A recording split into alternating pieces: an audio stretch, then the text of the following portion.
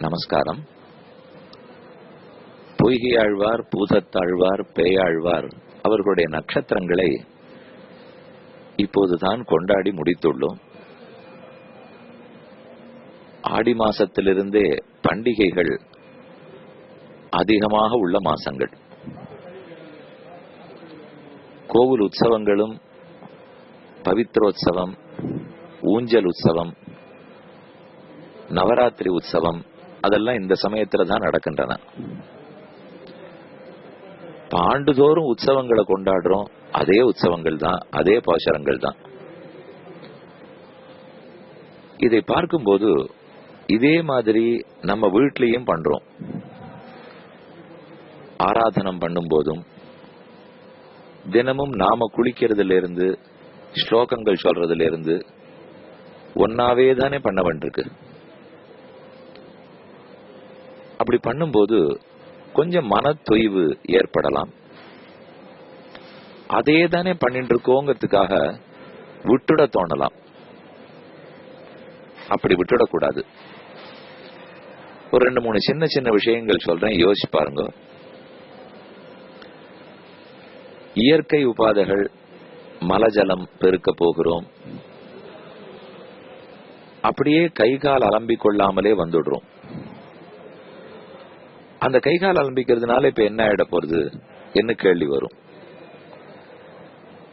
கைகால் அலம்புறதோடு இல்லாமல் அதுக்கு அடுத்த நிலை வாய் கொப்பளிக்கிறோம், ஆச்சமனம் பண்ணுகிறோம். அச்சுத அனந்த கோவிந்தான்னு சொல்லி அந்த ஆச்சமனம் பண்ணால் அது நமக்கு ஒரு சுத்தியை கொடுக்கிறது, தூய்மையை ஏற்படுத்தும். பெண்களுக்கும் தூய்மைக்காக சிலதெல்லாம் சொல்லப்பட்டிருக்கு, ஆண்களுக்கு சிலது சொல்லப்பட்டிருக்கு. இப்ப பெருமாளுக்கு தளிகை கண்டருளும் போது பெருமை ஒரு கையால காட்டலாமா? ஹாரத்தி காட்டும் போது ஒரு கையால காட்டலாமா? பூவை சமர்ப்பிக்கும் போது வலது கையால மட்டும் சமர்ப்பிச்சுடலாமா? இதெல்லாம் பண்ண மாட்டோம். 2 கையாலையும் பண்ணு. சின்ன குழந்தையா இருக்கிறதுல இருந்து சொல்லி கொடுக்குறோம். ஒருத்தர் சாக்லேட் கொடுத்தா கூட குழந்தை இடது கையில வாங்க போனா வலது கையில வாங்குங்கிறோம். இப்போ ஒரு கோவில் பிரசாதத்தை வாங்க போனா ஒரு கையால வலது கையில வாங்கினாலும் 2 கையால வாங்குங்கிறோம். இதனாலெல்லாம் என்னன்னு நமக்கு தோணும். ஒரு ஆச்சமனம் பண்ணதுனால என்ன ஆயிட போறது, கைகால் அலம்பினதுனால என்ன ஆயிட போறது? உலகம் முழுக்க யாரும் அலம்புறது இல்லையே, ஆச்சமனம் பண்றது இல்லையே, நாம் பண்ணணுமா? இப்ப பிராணாயாமம் பண்ணதுனால என்ன ஆயிட போறது? காயத்ரி ஜபம் பண்றோமே, பண்றதுனால என்ன ஆகும்? இந்த கேள்வி எல்லாம் உள்ள வர வர என்ன ஆகுது, மெதுவா அதுக்கு இருக்கிற டைம் குறைஞ்சுட்டே போகும். இது நம்ம வீட்டுல மட்டும் இல்லை, இப்போ கோவில்களில் பெரிய பெரிய இடங்களில் கூட, முக்கியமா வைதிகர்கள் கூடும் இடத்தில் கூட மெதுவா இதுல ஸ்ரத்த குறைஞ்சு போயிடும். யாருக்குமே சொல்றேன், அது இன்னார் என்னையாருங்கிறது இல்லை. இப்போ பேசிட்டு இருக்கிறவர், கேட்கிறவர் எல்லாருக்குமே என்ன ஆகும், நாள்பட இந்த சின்ன சின்ன விஷயங்கள், மைனர் டீடைல்ஸ் எல்லாம் வேண்டாம், நாம பெரிய ப்ராஜெக்ட்ல இருக்கோம், ஓஹோன்னு ஒரு கோவில் கட்டுறதுக்கு சில பேர் ஆரம்பிச்சிருக்கலாம். அப்ப அந்த கட்டுற வேகத்தில் அன்னைக்கு சந்தியாவந்தனம் விட்டு போயிடும், ஆச்சமனம் பண்ணிருக்க மாட்டோம். கேட்டா என்ன சமாதானம் சொல்லிடுவோம், கோவிலே கட்டுறோம், அது பெரிய புண்ணியம். அப்படி இருக்கிறச்சே இதெல்லாம் எதுக்கு என்கிற கேள்வி வரும் இல்லையா? அதுக்கு முக்கியமான பதில் நம்ம பெரியோர்கள் சொல்லியிருக்கார்கள். பெரிய காரியத்தை எடுத்துட்டு இருக்கோம். ஸ்ரேயாம்சி பகு விக்னானி பவந்தி மகதாமபி என்ன வாக்கியம் இருக்கு. எவ்வளவு பெரியவாளா இருந்தாலும் அவர்களுக்கு தடங்கல்கள் வந்துட்டே இருக்கும். நம்ம வீட்லயே கூட ஒரு காரியம் எடுக்கிறோம், ஒரு கல்யாண காரியம் பண்றோம்னா சில தடங்கள் வரலாமே. பெண் வீட்டுக்காரா இதை சொல்லலாம், அதை சொல்லலாம், பிள்ளை வீட்டுக்காரா இப்படி சொல்லலாம், சத்திரத்துக்காரர் திடீர்னு அரை நாள் உங்களுக்கு இல்லை காலை அடங்குவர், சாப்பாட்டுக்காரன் 90-100 இலைக்கு தானே சொன்னேன், திடீர்னு 200 பேர் வந்துட்டாரு, எத்தனையோ சமாளிக்கணும் இல்லையோ. இந்த மாதிரி நம்ம வாழ்க்கையில சின்ன சின்ன தடங்கள் நிறைய வரும். இப்போ இந்த தடங்கல்கள் எல்லாத்தையும் போக்கிக்கிறதுக்கு என்ன வழி வச்சிருக்கோம்? முதல்ல இந்த தடங்கள் எல்லாம் நம்ம பிளான் பண்ண தடங்களா யோசிச்சு பாருங்க. இங்கதான் கொஞ்சம் நன்னா யோசிக்கணும். பல தடங்கல்கள் நமக்கு வர்றது பிளான்டா, பல நல்லதுகளும் நமக்கு நடக்கிறது பிளான்டா இல்லையே. பிளான்டா இருந்திருந்தா நாளைக்கு இந்த கல்யாண சத்திரத்துக்கார என்ன சொல்ல போறான்னு எனக்கு தெரிஞ்சிருக்கணுமே. நாளைக்கு என் கல்யாணத்துக்கு எத்தனை பேர் வர போறான்னு கரெக்டா கணக்கு தெரியணுமே. தெரியல. அப்ப எத்தனையோ விஷயங்கள் உலகத்துல அன்பிளான்டா போறது இல்லையோ. அப்ப ஏதோ ஒன்று அன்பிளான்டா இருக்கிறச்சே அதை எதிர்க்கிறதுக்கு நாம திட்டம் போட்டுன்னு போக முடியாது. ஒன்னும் இப்படித்தான் வரப்போறது, தொழிற்சாலை ஃபேக்டரின்னா அதை பிளான் பண்ண முடியும். பிளானே பண்ண முடியாத பலது வரப்போறதுனால் அப்ப நம்ம கிட்ட அதுக்கு எதிரா என்ன வச்சுக்கணும்னால் பிளான் பண்றத மட்டும் வச்சுக்க முடியாது, திருஷ்டமா இருக்கிறத மட்டும் வச்சுக்க முடியாது. அப்பதான் நமக்கு அதிருஷ்ட சக்தி தேவை.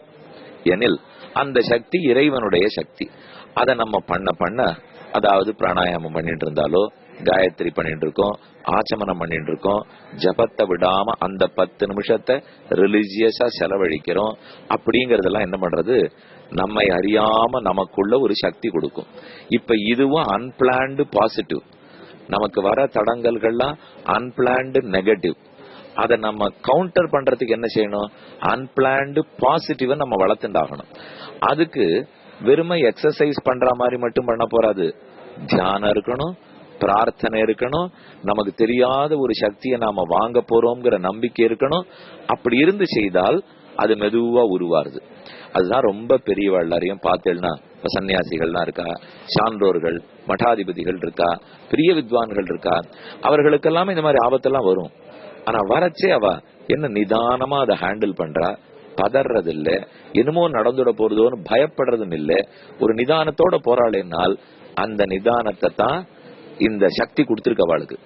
அதிர்ஷ்டமா ஒரு சக்தியை வரவழைச்சிருக்காளோ இல்லையோ, அதுக்குத்தான் ஜபமோ தபஸோ ஹோமமோ ஆச்சமனமோ கைகால் அலம்புறதோ இந்த மாதிரி சின்ன சின்னதெல்லாம் அதெல்லாத்தையும் நம்ம கடைபிடிக்கணும். எச்ச பண்றது இல்ல, புறத்தியார் இலை நம்ம இலையில படக்கூடாது, நம்ம எச்சல் இன்னொருத்தருக்கு போகக்கூடாது. இதெல்லாம் 10ஆம் பசலித்தனன்னு நினைச்சு விடுறோம். ஆனா இத போல இருக்கிற பலது என்ன பண்றது, நமக்கு தெரியாத ஒரு பாசிட்டிவ் சக்தியை கொடுக்கும்னு தர்மசாஸ்திரம் சொல்றது. கடவுள்கிட்ட நம்பிக்கை இருக்கு, அப்ப கண்டிப்பா தர்மசாஸ்திரத்துல நம்பிக்கை இருக்கணும். இருந்ததுன்னா அதை நம்ம பண்ணுவோம், பண்ணா நமக்கு தெரியாத ஒரு சக்தியை கொடுத்துடுறார். அந்த சக்தி என்ன பண்ணும், அன்பிளான்டு நெகட்டிவ்ஸ் எல்லாம் எஃபெக்ட் வரப்போறது பாருங்க, நம்ம திடீர்னு கீழே பிடிச்சி இழுக்கிறதுக்கு, அது எல்லாத்தையும் பாசிட்டிவா ஹேண்டில் பண்ணிடுவோம், தைரியமா டைட் ஓவர் பண்ணிட்டு போயிடுவோம். இதுதான் இதனுடைய கருத்து. யோசிச்சு பார்த்தீங்கன்னா இது சரின்னு புரியும். பார்ப்போம். ஆடியோ பிராட்காஸ்டை உங்களுக்காக வழங்குபவர் ஸ்ரீ வேலுக்குடி கிருஷ்ணன் சுவாமி. இந்த ஆடியோ பிராட்காஸ்டை தினமும் உங்கள் மொபைலில் பெற முதலில் 9443219021 என்ற எண்ணை உங்கள் மொபைலில் சேவ் செய்யவும். பிறகு இந்த எண்ணிற்கு ஒரு வாட்ஸ்அப் மெசேஜ் அனுப்பவும். தினந்தோறும் இந்த ஆடியோ பிராட்காஸ்டை கேட்டு மகிழவும்.